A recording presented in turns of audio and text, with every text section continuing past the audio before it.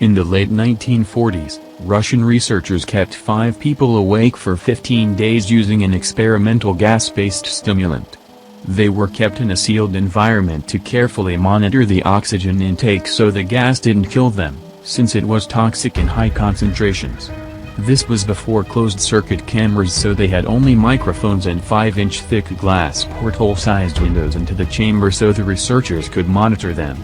The chamber was stocked with books, cots to sleep on but no bedding, running water, a toilet and enough dried food to last all 5 people for over a month. The test subjects were political prisoners deemed enemies of the state during World War II. Everything was fine for the first 5 days. The subjects hardly complained, having been falsely promised that they would be set free if they submitted to the test and did not sleep for 30 days. Their conversations and activities were monitored and were noted that they continued to talk about increasingly traumatic incidents in their past, and the general tone of their conversations took on a darker aspect after the 4-day mark. After 5 days they started to complain about the circumstances and events that lead them to where they were and started to demonstrate severe paranoia. They stopped talking to each other and began alternately whispering to the microphones and one-way mirrored portholes. Oddly, they all seemed to think they could win the trust of the experimenters by turning over their comrades, the other subjects in captivity with them. At first, the researchers suspected this was an effect of the gas itself. After 9 days the first of them started screaming. He ran the length of the chamber repeatedly yelling at the top of his lungs for 3 hours straight. He continued attempting to scream but was only able to produce occasional squeaks. The researchers postulated that he had physically torn his vocal cords. The most surprising thing about this behavior is how the other captives reacted to it. Or rather didn't react to it. They continued whispering to the microphones until the second of the captives started to scream. The 2 non-screaming captives took the books apart, smeared page after page with their own feces and pasted them calmly over the glass portholes. The screaming promptly stopped. So did the whispering to the microphones. After 3 more days passed. The researchers checked the microphones hourly to make sure they were working, since they thought it impossible that no sound could be heard coming from the 5 people inside.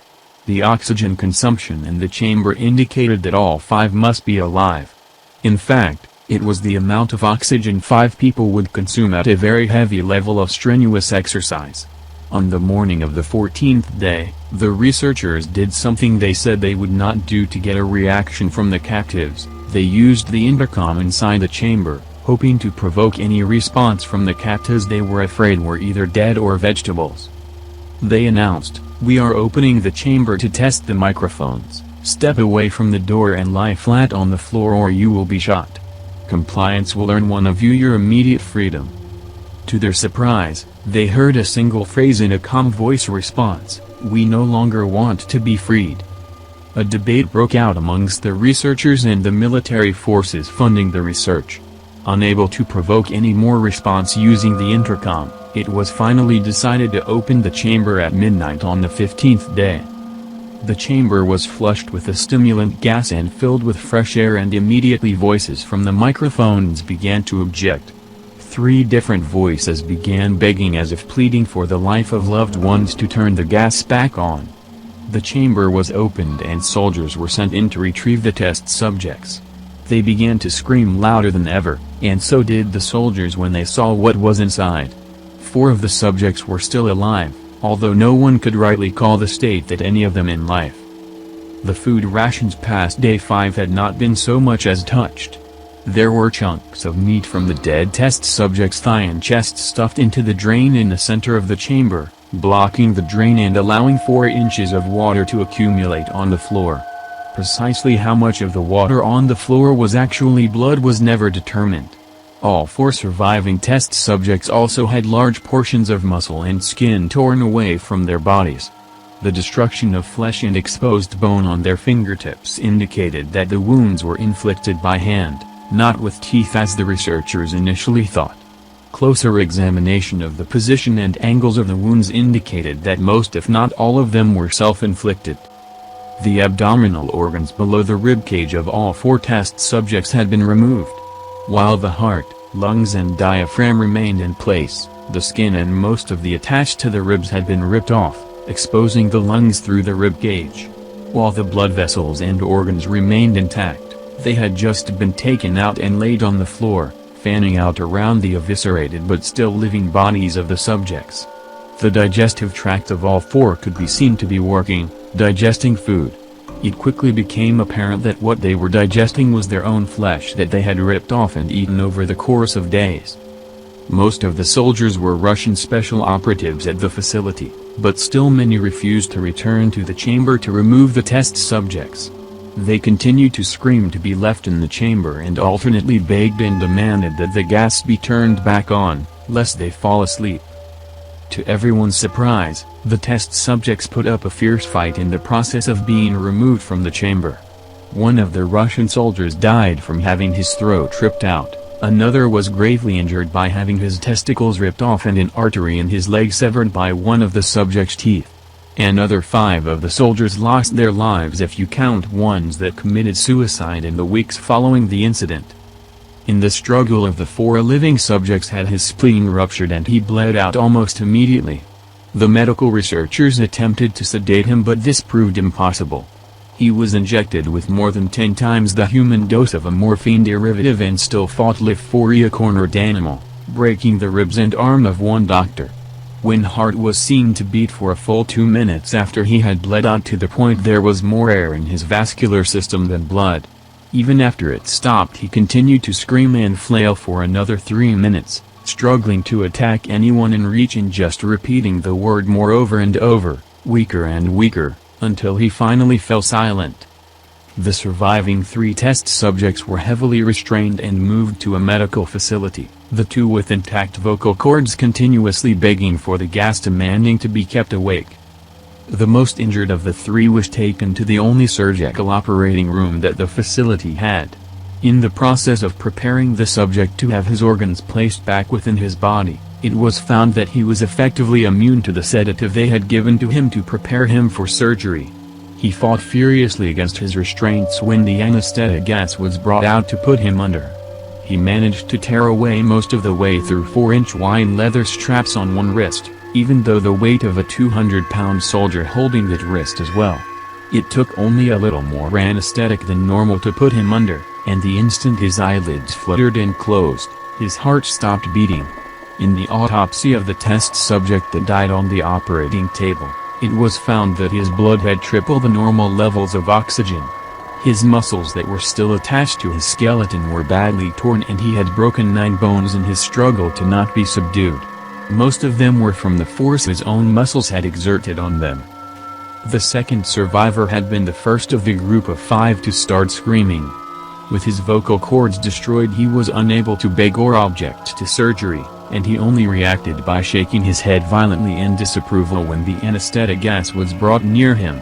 He shook his head yes when someone suggested, reluctantly, they try the surgery without anesthetic, and did not react for the entire 6-hour procedure of replacing his abdominal organs and attempting to cover them with what remained of his skin.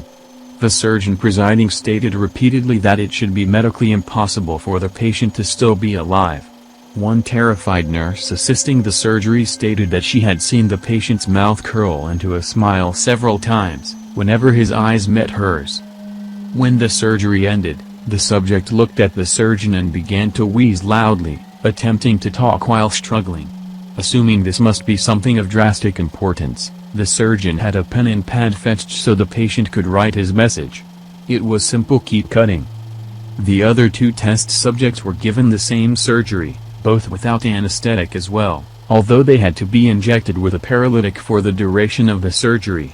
The surgeon found it impossible to perform the operation while the patients laughed continuously. Once paralyzed, the subjects could only follow the attending researchers with their eyes. The paralytic cleared their system in an abnormally short period of time and they were soon trying to escape their bonds. The moment they could speak they were again asking for the stimulant gas. The researchers tried asking why they had injured themselves, why they had ripped out their own guts and why they wanted to be given the gas again. Only one response was given: I must remain awake. All three subjects' restraints were reinforced and they were placed back into the chamber awaiting determination as to what should be done with them.